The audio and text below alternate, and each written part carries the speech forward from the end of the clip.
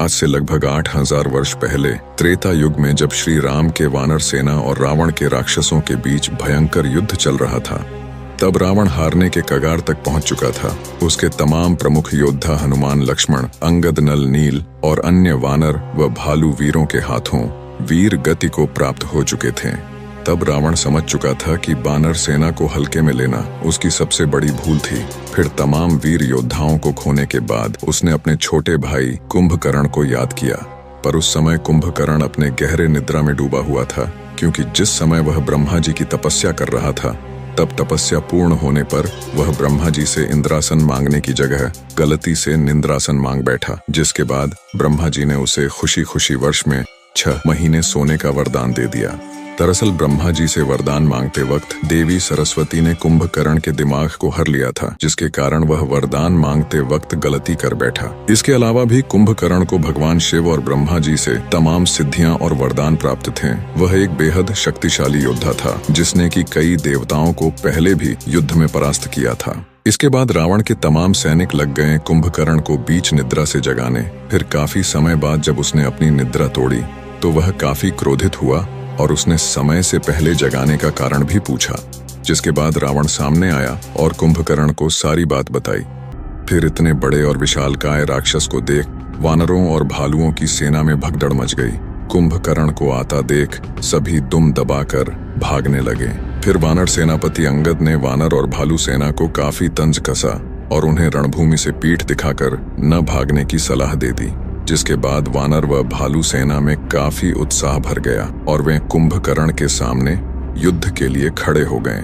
फिर कुंभकर्ण रणभूमि में आते आते ही वानरों और भालुओं को अपने पैरों तले रौंदना शुरू कर दिया। उन्हें बुरी तरह से मारने लगा। कितनों को उसने अपने हाथों से मसल कर रख दिया और कितनों को तो उसने अपने दांतों तले चबा लिया। फिर यह देख वानरों के राजा सुग्रीव समेत अंगद और तमाम प्रमुख वानर सैनिक जैसे नल, नील, मैदा, द्विविद इत्यादि कुंभकर्ण पे टूट पड़े, पर कुंभकर्ण को कुछ खास क्षति न पहुंचा सके। कुंभकर्ण ने उन्हें एक ही झटके में काफी दूर फेंक दिया। इसके बाद कुंभकर्ण वानर और भालुओं की सेना पे हंसने लगा और उन्हें कायर बताना शुरू कर दिया, जिसके बाद उसके सामने रक्षराज यानी कि भालुओं के राजा जामवंत जी आ खड़े हुए और फिर उन्होंने हवा में उछलते हुए कुंभकर्ण के चेहरे पर सिर्फ एक मुक्का लगा दिया, जिससे कि कुंभकर्ण जमीन में गिर पड़ा।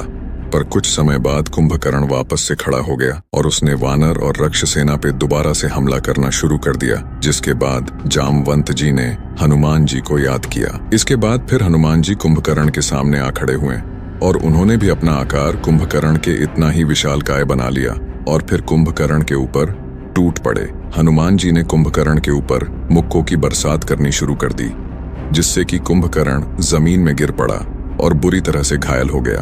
फिर कुछ देर बाद कुंभकर्ण वापस से खड़ा हो उठा और उसने अपनी पूरी ताकत लगाकर भगवान शिव से प्राप्त अपने प्रमुख हथियार शूल से हनुमान जी पे वार कर दिया।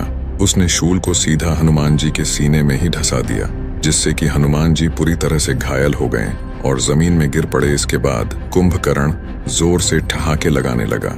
यह देख लक्ष्मण जी आग बबूला हो गए और वे तीर कमान लेकर सीधा कुंभकर्ण के सामने खड़े हो गए और कुंभकर्ण को युद्ध के लिए ललकारने लगे। जिसके बाद कुंभकर्ण ने दोबारा से ठहाके लगाना शुरू कर दिया और कहा कि अभी तुम बच्चे हो, तुमसे युद्ध कर मैं अपना समय बर्बाद नहीं करना चाहता। अपने बड़े भाई राम को भेजो, मैं उनसे ही युद्ध करूंगा और उनका अंत भी। इतना सुनकर लक्ष्मण जी क्रोधित हो उठे और उन्होंने कुंभकर्ण पे तीरों की बरसात कर दी, लेकिन इन तीरों का कुंभकर्ण पे कोई असर न हुआ और फिर कुंभकर्ण जोरों से ठहाके लगाने लगा और लक्ष्मण सहित श्री राम का भी परिहास करने लगा।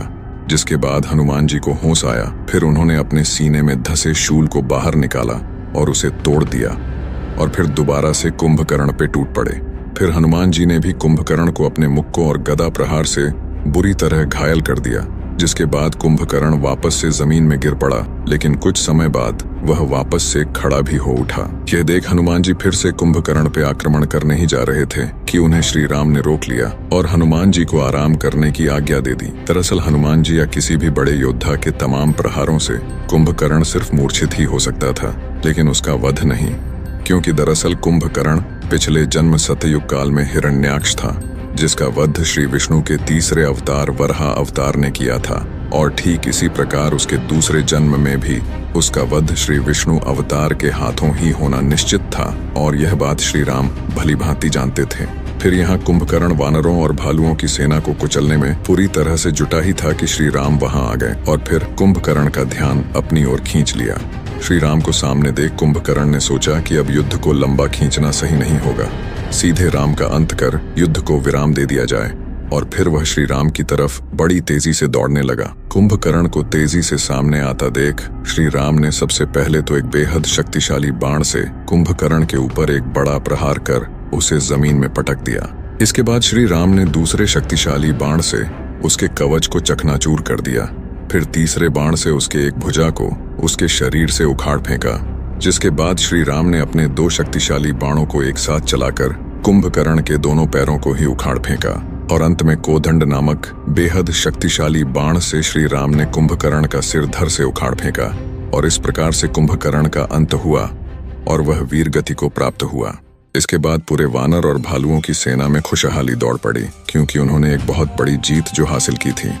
तो ये था हनुमान जी के साथ कुंभकर्ण के युद्ध का पूरा इतिहास।